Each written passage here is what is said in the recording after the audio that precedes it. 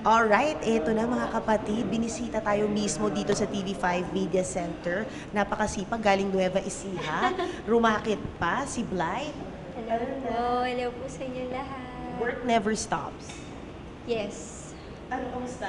Kaya pa? Hindi din naman pwede mag-stop. Hindi pa pwede mag-stop. Dahil? Dami pa akong kailangan gawin in life. Dami pa akong kailangan bayaran. Totoo ba? Mars, 20, ilan ko na? 20. Oh my gosh, pero napakadami mo nang na-achieve. Pero puntahan muna natin ito, yung pa-uniform, ang North Ford, dahil Pagaling na po is yan. Ngayon mag-aaral na ako ulit for senior high. oh, by the way, umaga tong promo na to Ibig sabihin nun, literal on time pa siya, na bonggang-bongga. Ako pa nga nauna eh. Ay! Kaysa sa project. Wait, so where do you get the energy right now? Gusto ko po kasi talaga yung ginagawa ko and super kong na-appreciate kasi yung role ko na si Sky and si Luna. Meron talaga akong heart for the twins and for this whole show. And speaking of, ang lalim nung ano no, nung tatahakin pa because you're searching for the truth sa ano no, pagkamatay ng Justice din po. ano pang aabangan namin tungkol doon? Well, abangan nyo kasi malapit na. Malapit na. Konti pa na push at tingin ko makukuha na ni Sky yung hustisya na hinahanap niya para sa kambal niya. At hindi lang yun, madami pa kayong malalaman pang iba. Madami pa pong revelations at madami pa pong mga plot twist na mangyayari. Oo nga. Paano mo binabalance? So, kasi meron kang makeup company, nag-ano ka pa on the side, nagpo-promote, and then you have your 3 times a week taping. Actually, may kambal po kasi talaga ako. Pangalan niya, si Blythe at si Anne. Sino siya? Actually, triplets po sila. Sa dami ng ginagawa mo. Si Blythe, si yung isang pang real name.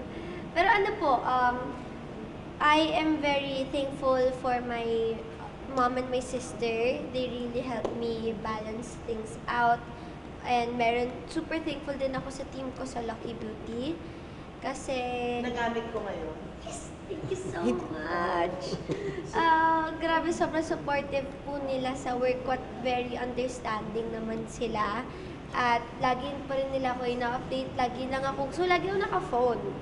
Yun ang way ko to connect with everything kasi andun yung parang GC ko sa company ko, andun yung sa Star Magic ko, sa schedules ko, andun yung SOCMED ko na kailangan ko lagi bantayan and at doon din ako nakikipag-connect with my friends.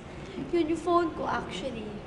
Lagi ako napapagalitan kasi I'm always on my phone pero yun kasi yung trabaho ko actually phone ko yung trabaho ko nasa phone ko talaga. So hands-on ka pa rin? Yes, kailangan po. Tsaka kasi ganun po talaga ako as a person. Gusto ko talaga hands-on ako sa lahat. With the way I dress, yung itsura ko, lahat ng gagawin ko. Pero hindi biro yung yung character mo. Kasi imagine mo, you're doing... Script din, nasa phone na. Lang, sorry. Naalala ko lang kasi yung phone ko. Nasaan wala dito? Andito May siya. nasi-pax ka? Ayan, nandiyan dyan. Napad ako. Pero actually, pag-usapan natin yung character mo kasi hindi rin biro yung tinahak niya at yung sensitivities around the things that you portray. Kaya sinabi mo rin siguro malapit sa puso mo na ikwento to. Dahil iba to sa mga issues sa Gen Z. Actually, sa mga eskwelahan ngayon, isa ito sa mga nire-remind sa parents na to check on their children. Yes po, at saka yun nga is, kilala mo ba talaga yung anak mo? Alam mo ba yung nangyayari sa surroundings niya? Aware ka ba sa mga friends niya, sa characteristics ng friends niya? Aware ka ba kung paano siya as student? Bully ba yung yung anak mo or siya ba yung nabubully?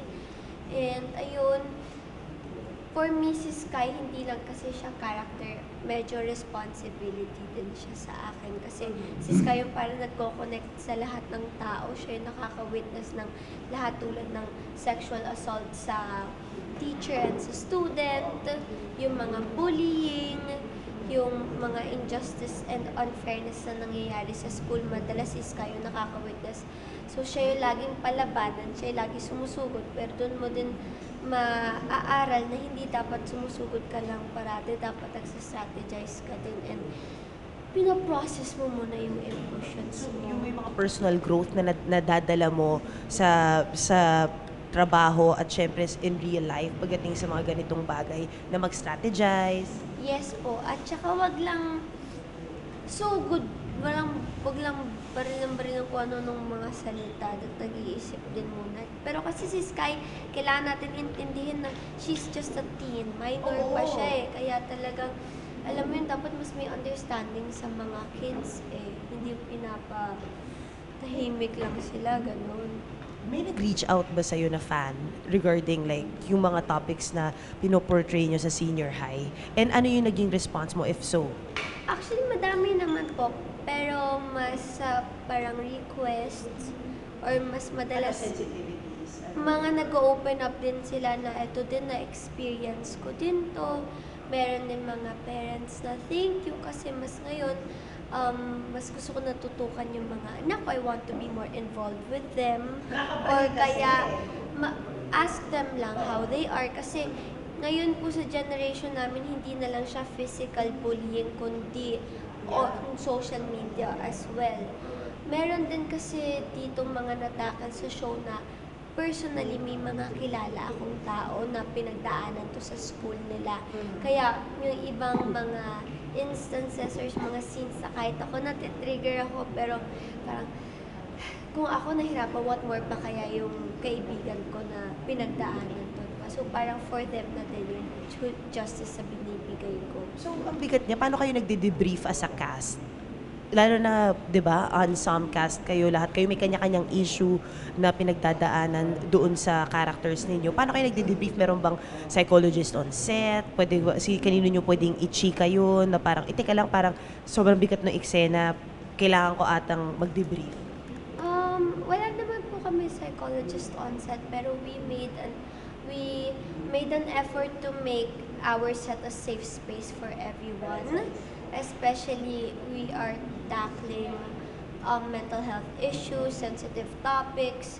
Tapos, luckily naman, lahat ng nandito ay very experienced actors. So, medyo kinaya na namin yung letting go after every scene, pero minsan hindi nakakapag-let go agad. So, sometimes, alam mo yun, kapag ako hindi ko siya alis agad, umiiyak pa rin ako after for a couple of seconds. Tapos kunyari, for example, ang kareksena ako si Cyril. Pagka-cut, I hug her first and then I cry, and then I debrief, and then, okay, kailangan ulit mag-ayos. Work pa rin kasi, work pa rin. So, yun. Kailangan ng tapangan minsan. Pero may mga scenes talaga. Lalo na yung kay Roxy, kasi siya, lahat binato niya yung breakup niya and trauma niya kay Sky. Na ako, medyo na-caught off guard din ako na, okay, pagka-cut talagang Sky kasi hindi ako pwede umiyak eh. Hindi ko naman to breakup eh. Pero after cut, sorry, masyado ko kasi magaling. Ang sakit-sakit. Hindi nyo yung mapapanood naming eksena mamayang gabi. Oo, pero alam mo masaya din kasi release din siya. As an actor, doon din kami nakaka-release ng emotions namin. And ano lang gusto mo sabihin dun sa impact ng show dun sa mga viewers natin? Maraming salamat po sa lahat ng nanood at nagbigay ng suporta at hindi lang suporta kundi inintindi din yung buong show at sobra po ako nagpapasalamat dahil yun naman ng pinaka gusto namin from the start is may tawid yung message ng senior high and I think nagagawa naman namin yun na maayos. So maraming salamat at sa yung mga gumagawa din ng mga theories, tapos nag-help sa amin. Maraming salamat. Malaking tulong yun sa hype ng senior high. At saka yun, maraming salamat po sa lahat. Thank you. Thank you po.